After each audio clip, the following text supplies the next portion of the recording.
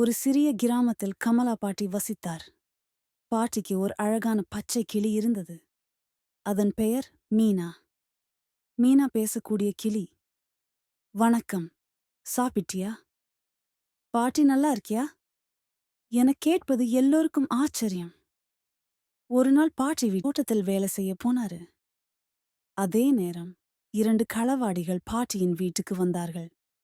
இந்த வீட்டுல யாரும் இல்ல போல இருக்கு, உள்ள போயிரலாம் என்று பேசியபோது மீனா கிளி கூச்சலிட்டது. எங்கே போறீங்க?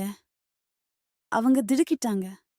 யாரு பேசுறது என்று பார்க்க, போங்கடா, போலீஸ் வந்துடும் எனச் சொல்லி மீனா கத்தியது. அந்த களவாடிகள் பயந்து அந்த வீட்டிலிருந்து ஓடிவிட்டார்கள்.